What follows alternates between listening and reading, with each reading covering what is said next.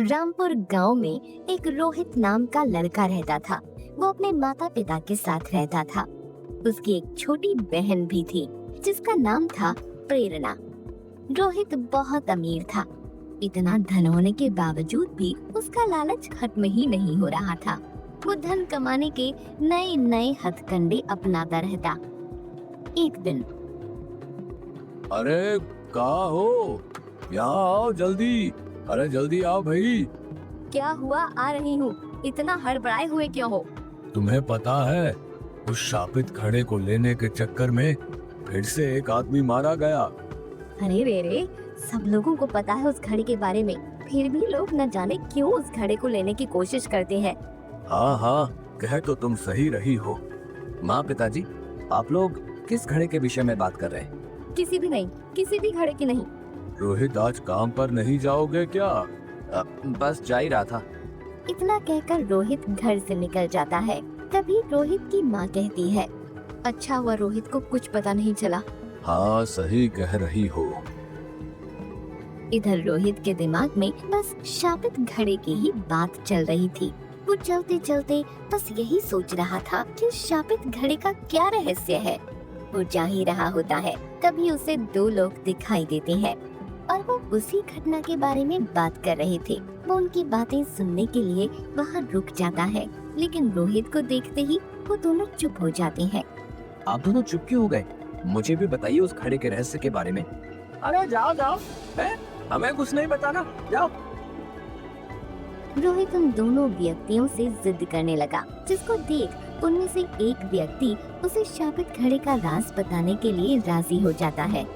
अच्छा, सुनो बताता हूँ। बहुत सालों पहले इस गांव पर पड़ोसी राज्य के राजा ने हमला कर दिया था। हाँ, और राजा ने अपने धन को बचाने के लिए अपना सारा धन एक घड़े में भरकर पहाड़ी के पीछे बने हुए कुएं में छिपा दिया था और उसे मंत्रों की मदद से शापित कर दिया था। लेकिन युद्ध के समय राजा मारे गए। पड़ोसी राज्य के राजा ने उस धन को खोजने की बहुत कोशिश की, लेकिन उसे वो धन नहीं मिला। लेकिन थोड़े दिन बाद उसे उस खजाने के बारे में पता चल गया और वो खजाना लेने वहां गया। लेकिन जैसे ही उसने घड़े को छुआ, वो मारा गया। लोग ऐसा कहते हैं कि उस खजाने की रक्षा एक राक्षस कर रहा है जो बहुत ताकतवर है। क्या वो घड़ा अभी भी वही है? हाँ, अभी भी वही है, लेकिन कोई भी व्यक्ति उसे पा नहीं सकता। जो भी वहाँ जाता है वो राक्षस उसे जिंदा नहीं छोड़ता। हाँ, अब अच्छा, अब मैं चलता हूँ। इतना कहकर रोहित वहाँ से आगे बढ़ गया और उस घड़े के खजाने को लेने के बारे में सोचने लगा। वो दफ्तर पहुँचा और काम करने लगा, लेकिन उसके दिमाग से खजाने की बात गई ही नहीं। वो रात में अपने घर लौटा तो देखा उसके माता पिता कहीं जाने की तैयारी में खड़े हैं। उनको देखकर रोहित ने पूछा, माँ पिताजी, आप दोनों कहाँ जा रहे हो? बेटा, वो तेरी नानी की तबीयत अचानक खराब हो गई, हम वहीं जा रहे हैं। तुम अपना और प्रेरणा का ध्यान रखना। ठीक है माँ, आप लोग जाइए। हाँ माँ, आप लोग जाइए ना। रोहित को इससे अच्छा मौका नहीं मिलता उस खजाने को लेने जाने का। ये सुनकर दोनों घर से चले जाते हैं और इधर रोहित अपनी बहन से कहता है, प्रेरणा, चलो जल्दी से मुझे खाना दे दो, मुझे कहीं जाना है। इतनी रात में भैया कहाँ जाओगे आप? अब कहीं नहीं, तुम बस जल्दी से खाना दे दो। ठीक है भैया, मैं अभी लाई। प्रेरणा खाना लाती है और दोनों खाना खाने के लिए बैठ जाते हैं। दोनों खाना खा ही रहे होते हैं कि तभी रोहित कहता है, प्रेरणा, मैं खाना खाकर जा रहा हूँ, तुम सो जाना। इतना कहकर रोहित वहाँ से निकल जाता है। प्रेरणा के कई बार पूछने पर भी रोहित ने उसे कुछ नहीं बताया। उसे अपने भाई की चिंता होने लगी और वो अपने भाई के पीछे पीछे जाने लगी। और थोड़ी ही देर में रोहित उस पहाड़ी के पीछे पहुंच गया और उसके पीछे पीछे प्रेरणा भी वहां पहुंच गई। उसे पहले से ही उस जगह के बारे में पता था। उसने अपने भाई को रोकने के लिए उसे आवाज दी, भैया, रोहित भैया, रुको ना। रोहित आवाज सुनकर रुक जाता है और देखता है कि एक लड़की उसकी तरफ भागी चली आ रही है। तभी प्रेरणा भागी भागी रोहित के पास पहुंचती है। प्रेरणा को देखकर रोहित को गुस्सा आ जाता है और वो कहता है, तुम यहाँ क्या कर रही हो? तुम क्यों आई हो मेरे पीछे? भैया आपको पता भी है इस जगह के बारे में, चलिए आप यहाँ से। तू जा, मैं आ जाऊंगा थोड़ी देर में। नहीं भैया आप चलिए यहाँ से, कहीं आप उस घड़ी से वो शापित खजाना तो लेने नहीं जा रही? हाँ मैं भाई खजाना लेने जा रहा हूँ। इतना सब कुछ तो है हमारे पास, आप क्यों लालच कर रही हो, चलो ना।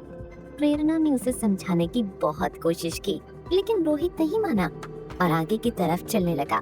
प्रेरणा भी उसके पीछे पीछे चलने लगी और थोड़ी ही देर में वो उस घड़े के पास पहुंच गए। तभी रोहित बोला, प्रेरणा तुम चली जाओ। नहीं भैया आप भी चलो। ठीक है मत जाओ, यहीं रहो तुम, मैं कुएं के अंदर जा रहा हूँ। प्रेरणा वही कुएं के पास रुक जाती है और रोहित उस कुएं के अंदर जाता है।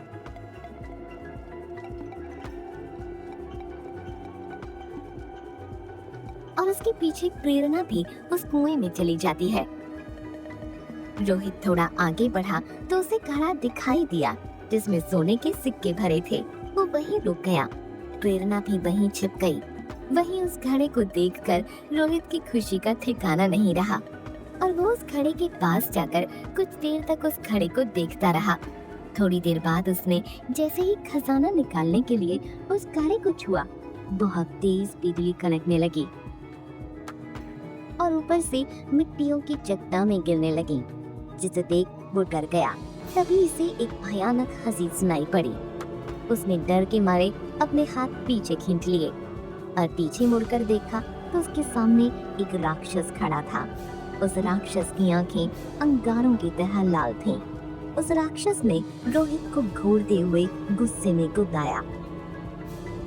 दुष्ट व्यक्ति, तेरे पास किस चीज की कमी है जो तू यहाँ आया है?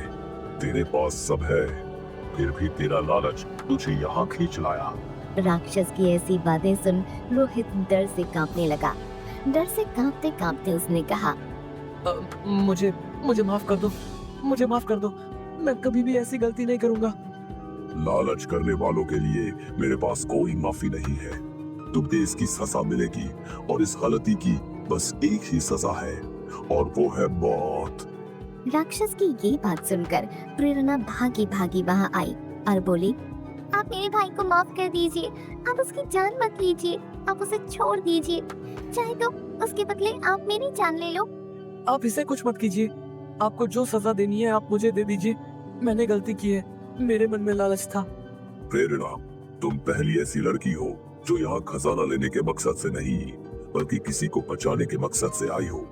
इसलिए मैं तुम्हें तुम्हारे भाई को बचाने का एक मौका देना चाहता हूँ। बताइए मुझे क्या करना होगा? तुम्हें मुझे इस बंधन से मुक्त कराना होगा और तुम ही इस काम को कर सकती हो।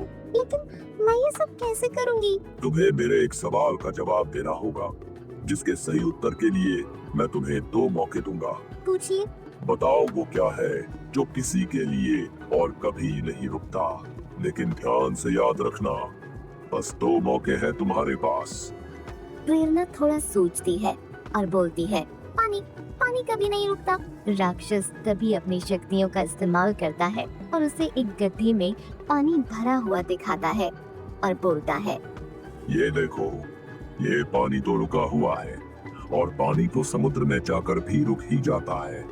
अब तुम्हारे पास बस एक मौका है अपने भाई को बचाने का। अब बस एक मौका और। प्रेरणा अब असमंजस में पड़ गई क्योंकि अब उसके पास बस एक मौका था। वो सोच में पड़ गई। तभी वो राक्षस बोला, जल्दी कर लड़की, समय निकला जा रहा है। राक्षस की ये बात सुनते ही प्रेरणा को समझ आ गया कि समय किसी के लिए नहीं रुकता और उसने तुरंत जवाब दिया, समय किसी के लिए नहीं रुकता। तुमने एकदम सही जवाब दिया है। मैं तुम्हें और तुम्हारे भाई को आजाद करता हूँ।